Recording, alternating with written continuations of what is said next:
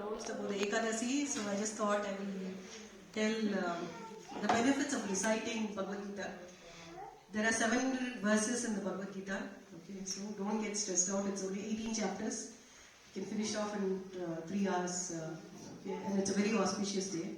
So just to give a background about Bhagavad Gita, Homajnanatimanandasya Jnananjana Shalakya Chakshuramitamya Tasmai Shri Guru Namah Shri Chaitanya Manobishtam Stapitam Nina Bhutale Swayam Rupa Kadamaya Tadaki Swapadankitam Vande Guru Shri Guru Shri Uttapadakam Shri Guru Vaishnavamsha Shri Rupam Sagrajadam Sahana Raghunathanvitam Tam Sajivam Sadvaitam Savadutam Parijana Sahitam Krishna Chaitanya Devam Shri Radha Krishna Padan Sadhana Lalita Shri Vishakam Vitakshar He Krishna Karuna Sindho Dinabandho Jagatpate Gopesha Gopikantanta Radha Kanta Namsude Tapta Kanchana Gaurangi Radhe Vrindavaneshwari Shuddhakananda Devi Pranamami Haripriye Vancha Kalpatarubhyascha Kripa Sindhu Vaivacha Patitanam Pavanebhyo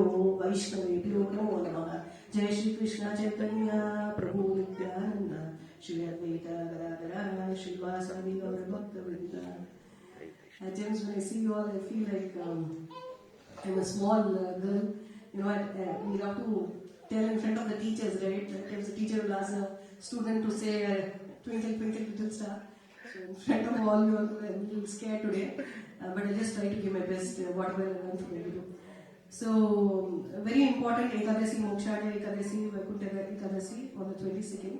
So, just to give you all a background about the Bhagavad Gita. Bhagavad Gita started, when there was a big family fight, between the cousins, between the Pandavas and the Kauravas. So, there is a dialogue which is going on, external dialogue, and there is an internal dialogue which is going on. The external dialogue, can you all tell me what is the external dialogue which is going on between two people? Dialogue is between two people. So there's one dialogue in Bhagavad Gita which goes on between two people. Who are those two people? Very good. Dhritarashtra and Sanjaya. So what's the first sloka? How does Bhagavad Gita start? Dhritarashtra vacha dharma kshetre kurukshetre samaveta yutsava Mamakaha Pandavashchaiva Kimurakurvata Samaya. So Dhritarashtra said, O Sanjaya, tell me what's going on between my sons and the sons of Pandus. Actually, Pandu died, but when your brother dies, you're supposed to take over the family. The other Pandavas also become like your kids. But here he goes in such a worst manner. He says, my sons. What did my sons and what did the Pandavas do? So there itself, in the commentary, if you read, they say that he is not only physically blind, but he is also spiritually blind. Because he is differentiating, there is ego is coming and his envy is coming. So that's how the Bhagavad Gita starts. And how does Bhagavad Gita end? What's the 700th sloka? We just recited. Vishnu Sahasranamam, clue also I'm giving. Sanya Vacha Yatra Yogeshwara Krishno Yatra Pato Tanurdara Tatra Shri Vijayor Bhute Dhuvani Tirmatakama. So Sanjay is ending the Bhagavad Gita, like in the sense he is completing with a statement. The translation of this Bhagavad Gita goes like this sloka goes like this. Wherever there is Krishna, just repeat after me. Wherever there is Krishna, the master of all mystics, and wherever there is Arjuna, the supreme archer, there will also certainly be opulence, victory, extraordinary power, and morality. This is my opinion. So who is giving this? Sanjay. So very easy to remember. My Gurudev taught me to remember this translation by the word acronym OVM. O-V-E-M. Shri. Dhruva Nitir Matarmama, right? So Shri Vijayor Bhuti. Shri means opulence. O. V means victory. Vijay. And Dhruva Nitir means extraordinary power and morality. So we can easily remember. and understand the sloka. So even before the fight started, Sanjaya concluded saying, wherever there is Krishna, okay, wherever there is Lord, and wherever there is a devotee of the Lord's, like people sitting here, there's always opulence, victory, extraordinary power and morality. So this is the external dialogue. There is also an internal dialogue going on. So what's the players, very easy. Who are the people who are speaking there on the battlefield? Krishna and Arjuna. So in the first chapter, if you see, almost Krishna doesn't even speak, except for one small statement. He doesn't even speak. Arjuna starts off in the 21st sloka, saying that, please, Shrenayoruvayor madhye ratam stapayame achyuta. Saying, oh my dear Krishna, Krishna is Parthasarthi. That's how Krishna gets the name Parthasarthi, because he was the charioteer of Arjuna. So he says, Shrenayoruvayor madhye ratam stapayame achyuta. So in the entire first chapter, if you see, Krishna doesn't even give any Gita Upadesa. It's only the scene setting. We are setting the scene. It's like a problem statement. The problem statement is defined. So how is the problem statement defined? Arjuna says, Krishna, so Krishna, what does he do? Like as soon as Arjuna commands him, Krishna is doing the chariot, Parthasarthi role.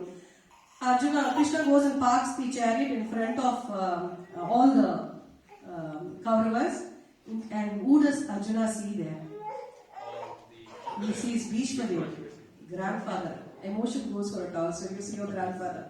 More than your father, you love your grandfather, right? Then he sees Dronacharya, your guru. Then he sees all relatives, kith and kin, ready to fight. So Arjuna is like a very great player. The entire war is centered around him. Just like Messi, the entire Argentina, the entire game is surrounded around Messi, right? Here Arjuna is a key player, but Arjuna goes here for a toss. Arjuna says, my skin is burning, my mouth is, getting dried up. I am not able to stand, my legs are shivering. Then what else he says? I am not able to carry even my bow, Gandiva bow. He's got such a big bow, Gandiva bow. I am not even able to carry the Gandiva bow. Krishna, I am not even able to see this. I am feeling very, very, I am not able to stand. I feel like I am losing all my memory. Exactly, you would have had this all symptoms during high blood pressure. So Arjuna is going through that particular symptoms, like, I am not able to stand. And that's when he tells this, and in the second chapter, when he says, Shishyast, saying that I am your Sishya. Please become my guru, because they are blood related, right? So now you please sit in the guru stan, and you please tell what should I do, what is my dharma, what should I do, should I fight? Then the Gita Upadesh kicks off. That's how it starts. Okay. So I'll just tell you a very small story, because then we can understand, otherwise this is you will feel that, oh, I don't know Sanskrit, I don't know this, should we sit for so long and all that stuff. But I'll just try to tell a small pastime. There was a king, okay, and he had 4 wives. Okay. The first wife, he almost forgot completely about the first wife. Even whenever he used to take care of her, he completely forgot. And the second wife, he used to introduce a second. Those days polygamy is there, now it's not there. But don't refer me anywhere, but I'm just telling this for an example. So the second wife, he used to introduce a second wife whenever there is relatives, family, friends coming in. He used to introduce her in a very grand way. She is this, she is that, she knows to sing, she knows to do that. So she used to be pampered by the king, and she used to be introduced very royally by the king when relatives and many people, other kings come in. And the third wife, he used to take her everywhere, very close with the third wife, any marriage functions, and very close. The third wife knows all the account balance, everything she knows. Where is the Gajana, where is the money coming from, everything she knows, and that's the third wife. And the fourth wife, he literally carry her everywhere, she literally carries her everywhere. She's always with him. So at the time of death, during the sati and all those times, right, when the wives also used to go along with the husband, so he will get old and he'll be about to leave. That time he'll ask the fourth wife, my dear wife, I took care of you so much. You were with me throughout. Please come. So what is the answer the fourth wife will give? Any guess? Okay. she'll say that, I'll be the first one to leave you. That will be the straight statement coming. I'll be the first one to leave you. He'll be very dejected because all along he pampered and took care of the fourth wife, but now this is the statement that she's giving. Then he goes to the third wife, saying, okay, the fourth one has told me this. Please, can you at least come along with me? I'm so scared to go alone. When I die, I'm so scared. So the third wife will say that, see, I know everything. I know the accounts. I'll have to take care of the kingdom. We have children. We have so many things to take care. I'll do the shraddha. I'll do everything for you. I respect you. I love you and all that stuff. But so sorry, I can't come with you. So he will be very dejected. Third wife gone. Fourth wife also not coming. He thought that these people will come along. Now he goes to the second wife. When he goes to the second wife, he'll request her very humbly because this is his last choice because he took care of only 2, 3 and 4. He'll say, please my dear wife, can you please come with me? The third and the fourth are not going to come with me. So at least you please make it. She'll say, oh my dear king, since you're getting old, I'm already prepared to become somebody else's queen. I like to be a queen all the time. And I can't, leave that position. I can't leave the designation of a queen. So I'm sorry. I just have to go to somebody else. I can't do this. So this king will be so dejected, very very dejected. And at that point of time, the first wife will come in. She'll say, "I will come with you throughout." So the first wife, who the king forgot entire life, didn't take care of the first wife. But the first wife will be ready to volunteer, and the first wife would say, "I'll travel throughout." So the analogy of this story goes like this: the fourth wife. Any guess who is the fourth wife? The one who said used to carry her everywhere. The fourth wife is our body. When we leave, the body will leave. This is just just a dress. So the body is just the dress. Okay, and the third wife is our relatives. They love us so much. It's not that we can't challenge their love, we can't challenge them in anything. They love us, but they have a responsibility to take care after we go. So they're not going to come with us. So that's the situation of the third wife. And the second wife, who's the second wife?